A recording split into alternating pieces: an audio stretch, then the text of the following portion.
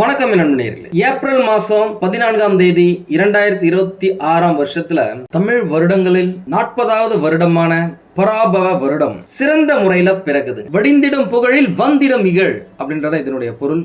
இத பத்தி நான் டீடைலா பின்னாடி சொல்றேன். ஜோதிட ரீதியாக ஆஸ் பர் சயின்டிபிக் அஸ்ட்ராலஜி இந்த புத்தாண்டு சில முக்கிய கிரக மாற்றங்களோட சவால்களோடும் அதே சமயம் பல ராசிகளுக்கு அதிரடி முன்னேற்றங்களோடும் பிறக்க போகுது அப்படின்னு சொல்லாங்க. முக்கியமா இந்த வருடம் பிறக்கும் பொழுது சூரிய பகவான் மற்றும் சுக்கிர பகவான் மேஷ ராசியில இருக்காங்க, மிதுன ராசியில குரு பகவான் இருக்காங்க, சிம்ம ராசியில கேது பகவான் இருக்காரு, கும்ப ராசியில சந்திர பகவான் மற்றும் ராகு பகவான் இருக்காங்க, மீன ராசியில புதன் பகவான், செவ்வாய் பகவான், சனி பகவான் அப்படின்னு சொல்லிட்டு அதி முக்கியமான கிரகங்கள் இருக்கும். இந்த மாதிரியான ஒரு சூழ்நிலையில இந்த தமிழ் புத்தாண்டு பிறக்குதுங்க. உங்க எல்லாருக்குமே நல்லாவே தெரியும், மேஷ ராசிக்கு சூரிய பகவான் வரதுதான் தமிழ் புத்தாண்டு சித்திரை 1 அப்படின்னு சொல்றோம். அப்பேற்பட்ட சூரிய பகவான் சுக்கிர பகவானோட சேர்ந்து இருக்கிறது. சுக்கிரன் அப்படினாலே சுகம், இன்பம், கலைநயம், பணப்புழக்கம், சந்தோஷமா இருக்கிறது அப்படின்னு சொல்லலாம். அவர் கூட சூரியன் இருக்கும் பொழுது இந்த புத்தாண்டு பிறக்கிறது அநேகமான ராசிக்காரர்களுக்கு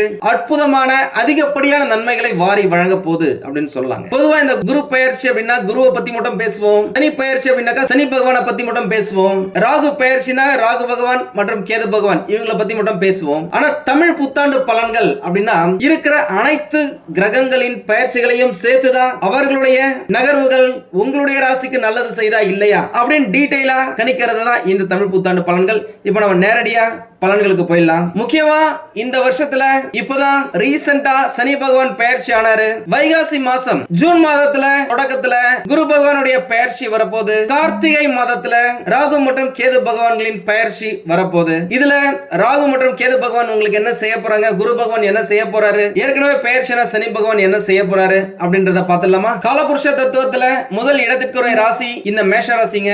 மேஷ ராசியை பொறுத்த வரைக்கும் 7.5 வரிசையில நடந்துகிட்டு இருக்கு. தலையில இருக்காரு, ஸ்டார்டிங் ஸ்டேஜ்ல இருக்காரு. ஆரம்ப காலகட்டத்தில் உங்களுக்கு அவர் போராட்டங்களை கொடுத்தாலும் வெற்றியை கட்டாயம் கொடுத்தே தீருவாரு. ஏன்னாக்கா குருவுடைய பார்வை உங்களுடைய ராசிக்கு சாதகமா இருக்கு. தடைப்பட்ட பல காரியங்கள் உங்களுக்கு கைகூடும். பொருளாதாரம், பணம், வேலை சம்பந்தப்பட்ட விஷயங்கள் உங்களுக்கு சீரா இருக்கும், நல்ல லாபத்தை கொடுக்கும். அதே நேரம் உங்களுடைய செலவுகளை நீங்க கட்டுப்படுத்துறது, உங்களுடைய கட்டுக்குள்ள வைக்கிறது ரொம்ப ரொம்ப ரொம்ப ரொம்ப அவசியங்க. நீண்ட நாட்களாக இருந்து வந்த மனக்கசப்புகள் விலகி மாற்றத்தை தரக்கூடிய வகையில இந்த வருஷம் உங்களுக்கு இருக்கும். வேலை செய்யறவங்க, தொழில் செய்யறவங்க அதீத லாபத்தை பெறுவாங்க. இந்த வருட தொடக்கத்துல இருந்தே நீங்க ஏகப்பட்ட பயணங்களை செய்யறதுக்கான வாய்ப்புகள் இருக்கு. அந்த பயணங்கள் தொழில் நிமித்தமா, வேலை நிமித்தமா இருந்துச்சு அப்படின்னாக்கா அதுல கட்டாயம் லாபம் இருக்கும், வருமானம் அதிகரிக்கும். ஒரு சிலருக்கு அரசாங்கத்துக்கிட்ட இருந்தே பணம் வரதுக்கான வாய்ப்புகள் இருக்கு. ஒருவேளை கவர்மெண்ட்ல உங்களுக்கு வர வேண்டிய பணம் நின்னு இருக்கு, ரொம்ப நாளா நீங்க நிறைய நடக்கிறீங்க, அந்த பணம் உங்களுக்கு வரல அப்படின்னா கூட அந்த பணம் உங்களுக்கு இப்ப திரும்ப வருவதற்கான வாய்ப்புகள் இருக்கு. கொடுத்த கடனை நீங்க திரும்பவும் வசூல் செய்வதற்கான வாய்ப்புகள் இருக்கு.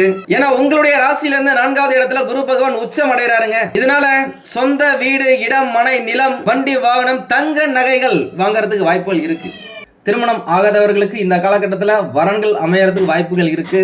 ஒரு பக்கம் 7.5 சனி பகவான் இருக்கார், அதனால உஷாரா இருங்க. சரியான வாழ்க்கை துணையை தேர்ந்தெடுத்தீங்க அப்படின்னாக்கா வாழ்க்கை ஜம்முன்னு இருக்கும். முக்கியமா இந்த தமிழ் புத்தாண்டுல அதிர்ஷ்டமான நிறங்கள் அப்படின்னு பார்த்தாக்கா மஞ்சள், வெள்ளை, சிகப்பு. அதிர்ஷ்டமான திசைகள் கிழக்கு, தென்கிழக்கு, மேற்கு. முக்கியமா கிழக்கு பார்த்த மாதிரி உங்களுடைய வீடு இந்த காலகட்டத்தில் அமைந்திருந்தாக்கா சிறப்பா இருக்கும் அப்படின்னு சொல்லலாம். அதிர்ஷ்டமான எண்கள் 2, 3 மற்றும் 9. பரிகாரம் பிரச்சனையில இருந்து விலகி இருக்கணும் அப்படின்னு பார்த்தாக்கா சனிக்கிழமைகள்ல ஆஞ்சநேயர் வழிபாடு செய்து வெண்ணெய் சாற்றி வழிபட்டு வர 7.5 சனி பகவானுடைய பிடியில இருந்து நீங்க தப்பிக்கலாம் அப்படின்னு சொல்லலாம். கூடவே நவ கிரகங்கள்ல சனி பகவானுக்கு நெய் தீபம் சாற்றி வழிபட்டு வாங்க, கட்டாயமா உங்களுடைய வாழ்க்கை சிறப்பா இருக்கும். முடிஞ்சாக்கா செவ்வாய் கிழமைகள்ல முருகனை வழிபடுவது சிறப்பு. தமிழ் புத்தாண்டு தொடங்கி ஒரு மாசத்துக்குள்ள சித்திரை மாசத்துக்குள்ளேயே உங்க வீட்டுக்கு பக்கத்துல இருக்கிற அறுபடை வீடுகள்ல ஏதாவது ஒரு கோயிலுக்கு போயிட்டு வர்றது உங்களுடைய வாழ்க்கையில, உங்களுடைய வீட்டுல சகல கஷ்டமும் நீங்கி சுபிக்ஷம் பெறும், தடைகள் நீங்கும் அப்படின்னு சொல்லலாம். எல்லாமே நல்லா தாங்க இருக்கு. இருந்தாலும் ஏதோ ஒரு பிரச்சனை இருக்கு அப்படின்னாக்கா